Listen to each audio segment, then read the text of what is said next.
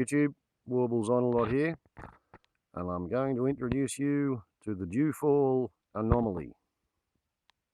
Those of you who've been paying attention to my show will know that I was getting pretty excited about the amount of dew I was recording in my anally retentive rain gauge,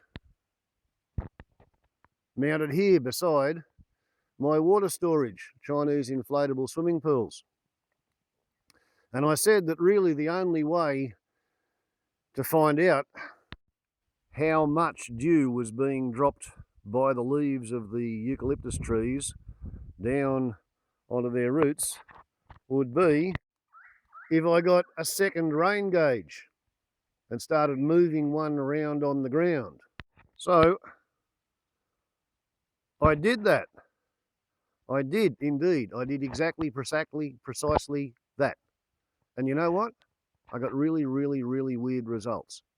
Whereas I'd been getting 1/4 of a millimetre of dew, say 2 days in a row, 0.35 of a millimetre of dew 2 days in a row, I put the control, or the mobile gauge rather, underneath a clump of tea trees.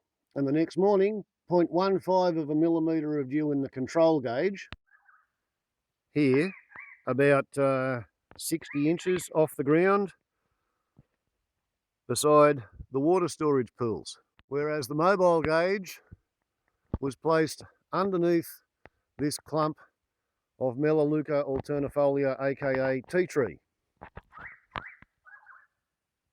in about there. And I expected this rig would have some dew in it. However, zero dew in the gauge.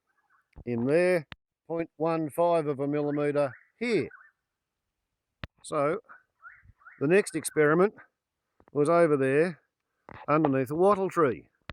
0.2 of a millimetre in the control gauge and 0 underneath the wattle tree. So I began to wonder as to whether this gauge was actually collecting dew from the air overhead and surrounding it, or whether it was collecting dew coming from the rising vapours from the relatively warm water in the swimming pools, because the water in the pools at night is generally warmer than the air.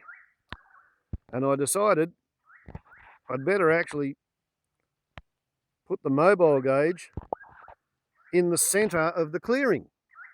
And initially I put it in there at the same height, 5 feet or 60 inches off the ground, as is the control gauge.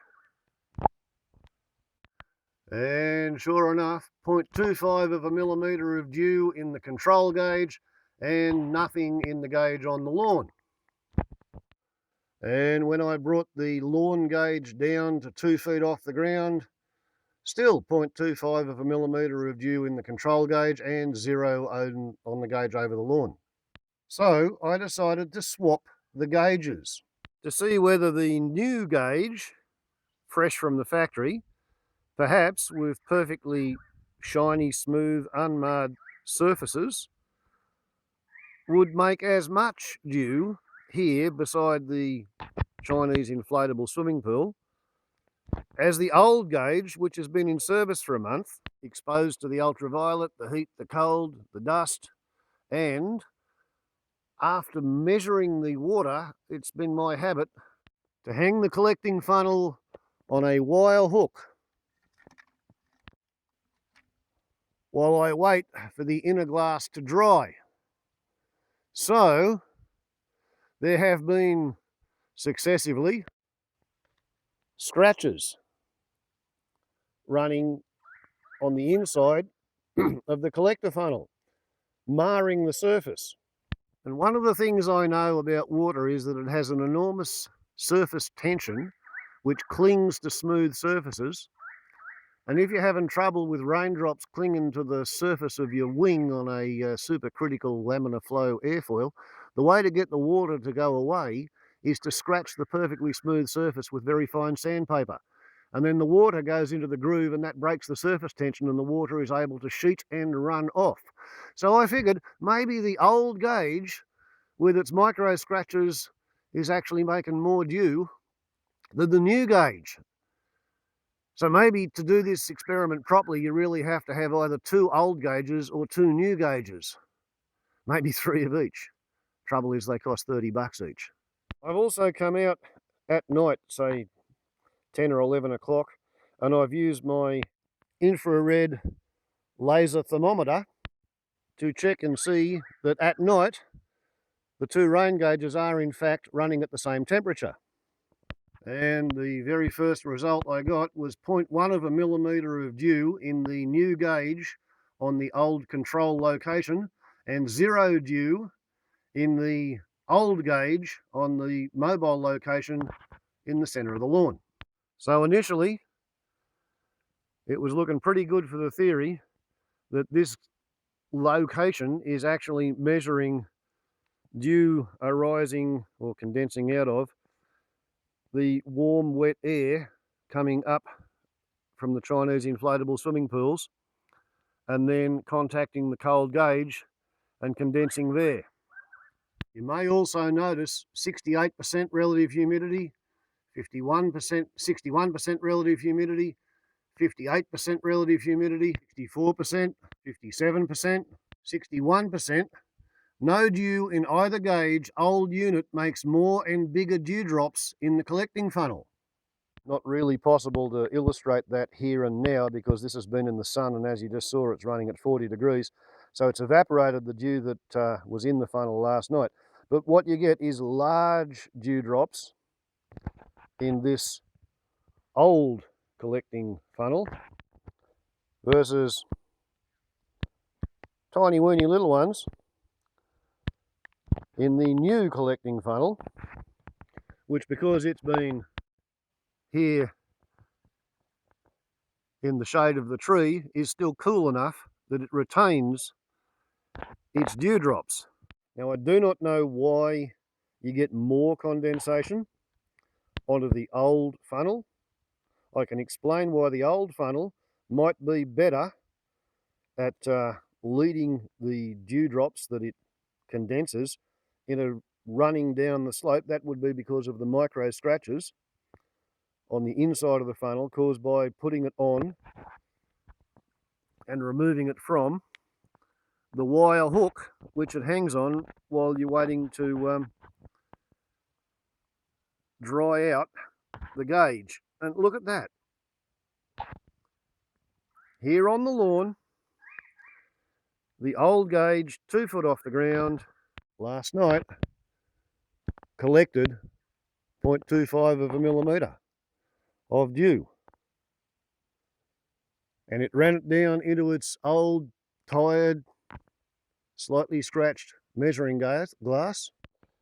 So here's the procedure. Shake it and then replace it and let it sit like that so that the sun can evaporate the very last traces of moisture from the inner measuring glass, and then I get to come out and put the funnel back on and it's ready to go again. And here, what do we see? Beside the pool, where in theory you're going to get warm, moist, water-laden air up against your, or my, cold, shiny, new, perfect, smooth surfaced rain gauge. And yeah, it made some little dewdrops, and the dewdrops are stuck on the inside of the funnel because of their high surface tension.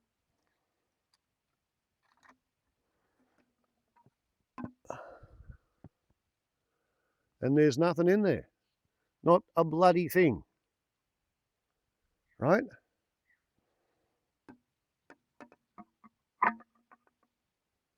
Even though there is still dewdrops on the outside of the bucket glass. So this doesn't really need to be hanging down here, but you can see how putting it on the hook and pulling it off the hook will gradually create a series of scratches running radially from top to bottom of the funnel. So in about a year, this might be roughly as good at collecting dew as this old thing. And in the meantime, I'm going to be using the Old Guage, which has been self-modified by time. You can see some scratches there running down. So that this is actually a very highly efficient dewfall measuring gauge. And now that I sort of think I know what's happening with the gauges and what they're doing, we shall see what we shall see. And we'll find out whether it's in fact true that eucalyptus trees water their own roots. I have discovered by the two tests of getting no dew at all in the mobile gauge underneath wattle tree and melaleuca tree that those two trees don't apparently water their roots. So it goes on, and we've still got some mysteries, but I think I've got the variables nailed down. Who knows? Just had 3 days of no dew, 1022.5 millibars, 57% relative humidity, 2 degrees. 1024 millibars, 54%, 3 degrees. 1018.7 millibars, 50%, 3 degrees. Morning, 1016 millibars, 61%, 5 degrees Celsius, and we had 0.25 of a millimetre on the lawn. So, Warbles on a Lot is in full mad scientist mode, and we will see what we will see. Ciao.